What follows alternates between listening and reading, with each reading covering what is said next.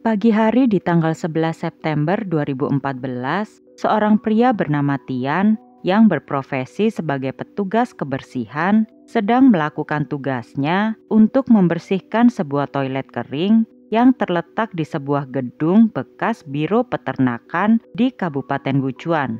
Memang saat itu pihak pemerintah Wuchuan sedang mencanangkan program pembersihan menyeluruh di daerah tersebut.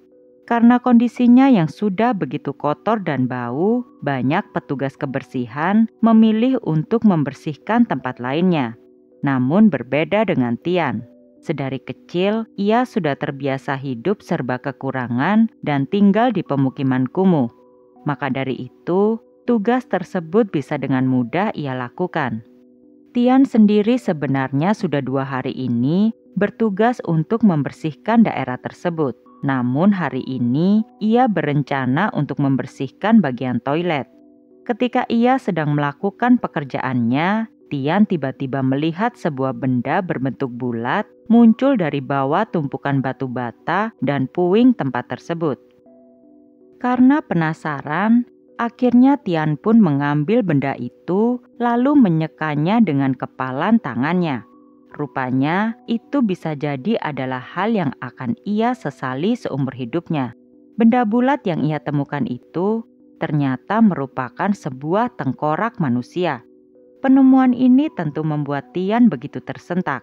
Apalagi ia teringat kalau kemarin dirinya juga menemukan tulang belulang di sebuah tas berwarna hitam. Awalnya Tian berpikir kalau tulang-tulang yang ia temukan kemarin adalah tulang hewan yang sudah mati, mengingat tempat itu merupakan bekas biro peternakan. Namun pikiran Tian menjadi kacau setelah menemukan tengkorak manusia. Ia mulai berpikir apakah tulang-tulang yang Tian kumpulkan kemarin adalah tulang manusia.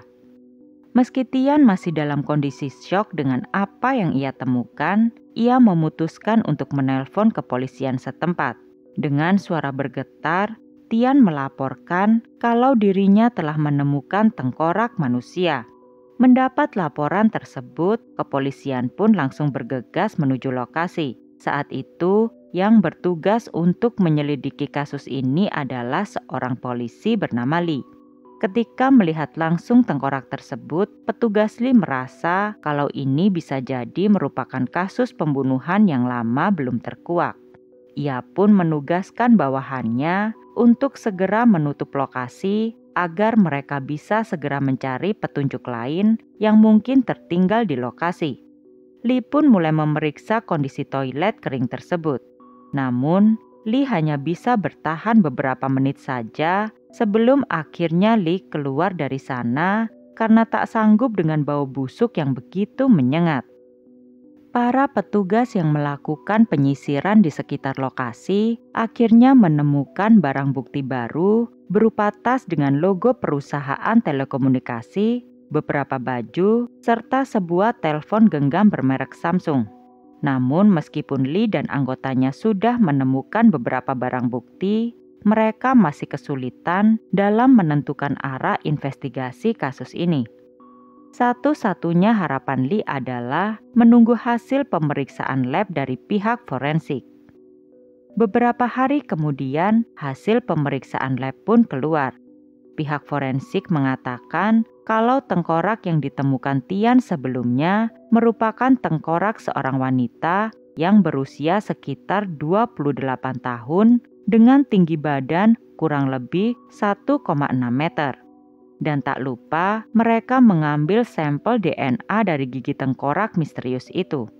Dalam laporan tersebut, pihak forensik mengatakan kalau melihat dari kondisinya, kemungkinan korban sudah meninggal lebih dari 13 tahun yang lalu. Kini giliran polisi yang harus mencari DNA yang cocok dengan DNA milik korban. Laporan ini tentu dengan cepat menyebar ke telinga masyarakat Kabupaten Wuchuan. Mereka dibuat ngeri dengan temuan tengkorak tersebut. Itu juga berarti selama ini telah terjadi pembunuhan yang tidak mereka ketahui.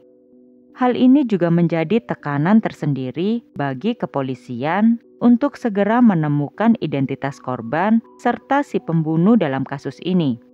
Karena kemungkinan meninggalnya korban lebih dari 13 tahun yang lalu, polisi mulai mencari laporan orang hilang di tahun 2000-an.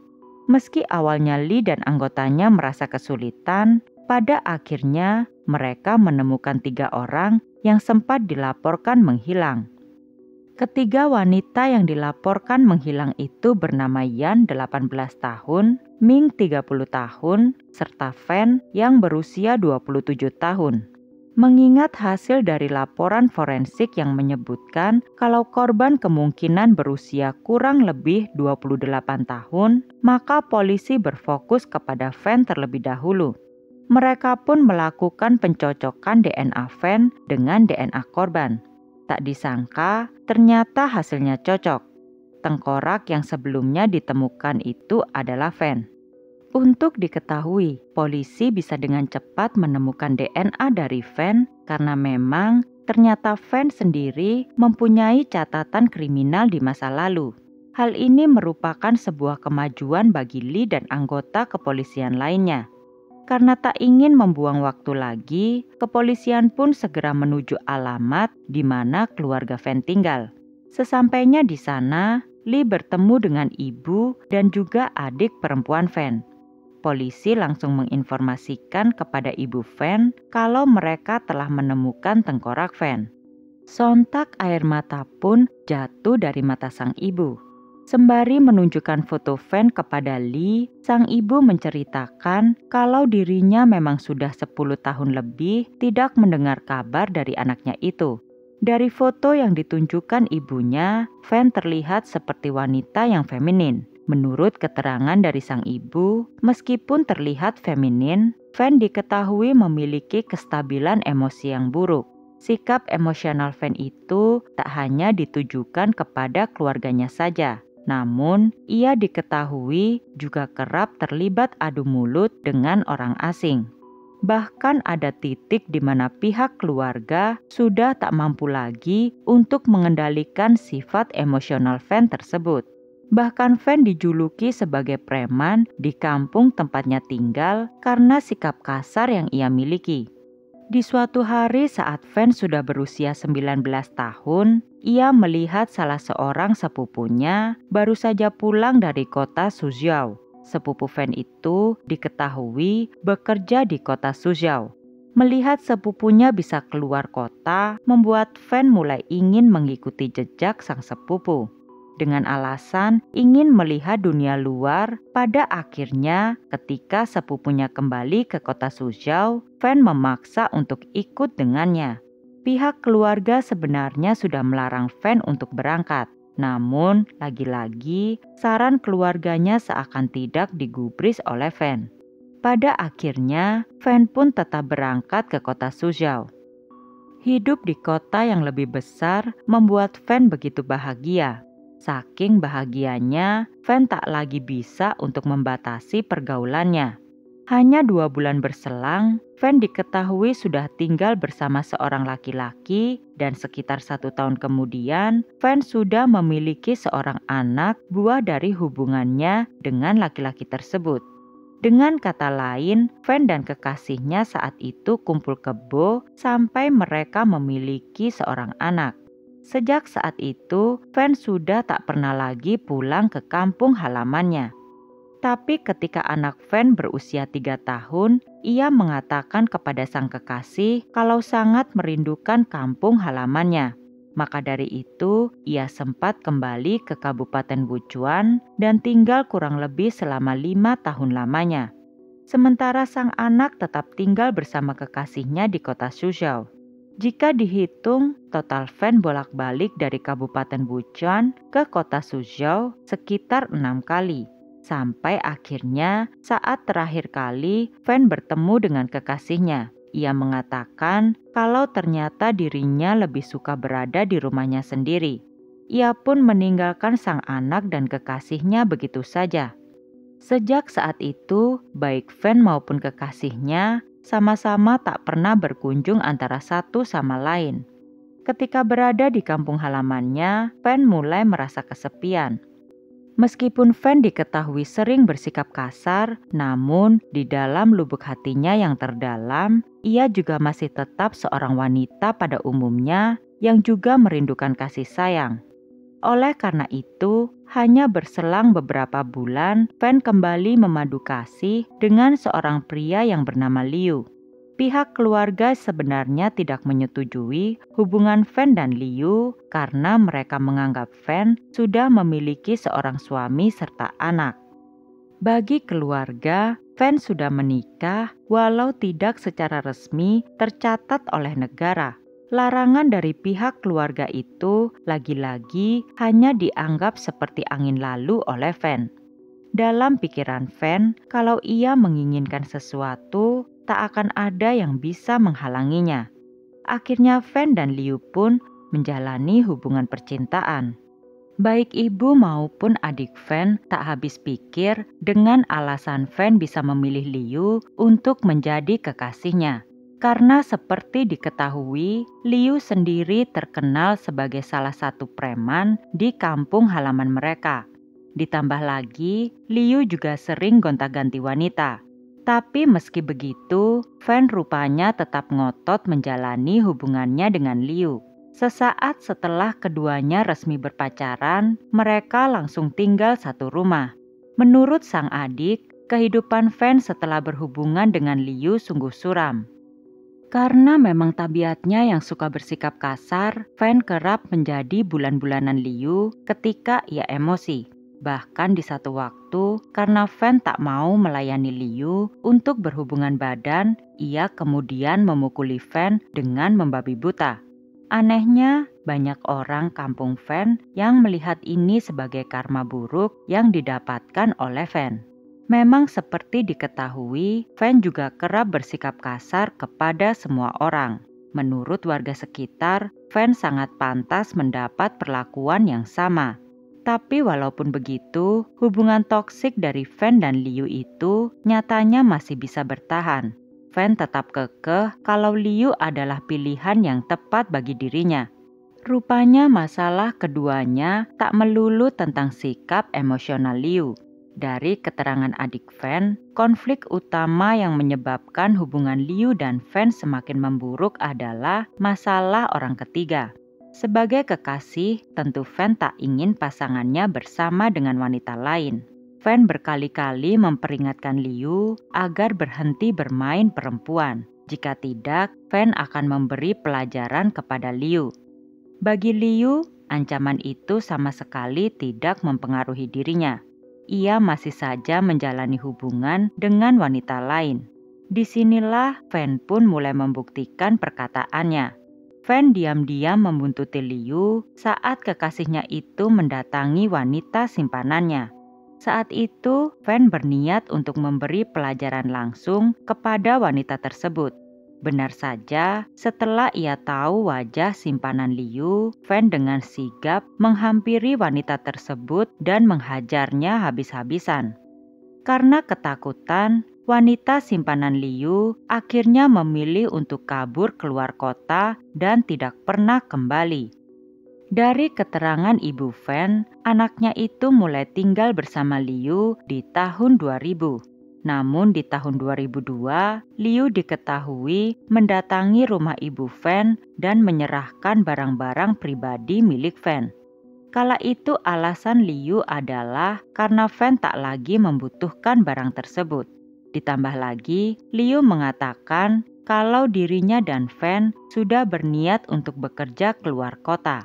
Pihak keluarga Fan merasa tak ada yang aneh dengan hal itu.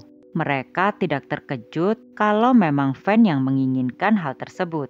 Sejak saat itu, pihak keluarga tak pernah lagi mendengar kabar dari Fan. Mereka sebenarnya sempat menyangka kalau mungkin saja Fan menjadi korban perdagangan manusia. Akan tetapi, jika mengingat sifat Fan yang keras kepala dan juga kasar, kemungkinan tersebut sangatlah kecil. Meski begitu, sebenarnya pihak keluarga sempat melaporkan hilangnya Van kepada pihak kepolisian, tapi mereka memilih untuk mencabut laporan tersebut karena merasa Van pasti baik-baik saja. Namun hal itu berubah saat di tahun 2014 polisi mengatakan bahwa mereka telah menemukan tengkorak milik Van. Dengan kesaksian ibu dan adik Van tersebut, tentu target utama dari kepolisian kini adalah untuk mencari keberadaan Liu. Tempat tinggal Liu diketahui tak jauh dari lokasi toilet kering, tempat di mana tengkorak Van ditemukan. Lokasi itu diketahui sudah tidak terpakai bertahun-tahun. Sangat wajar jika Liu dan warga sekitar saja yang mengetahui tempat tersebut. Faktor itu juga yang membuat Liu menjadi satu-satunya orang yang paling dicurigai oleh pihak kepolisian. Setelah mengumpulkan informasi, diketahui saat itu Liu ternyata sudah pindah dan menetap di Jiangsu untuk bekerja.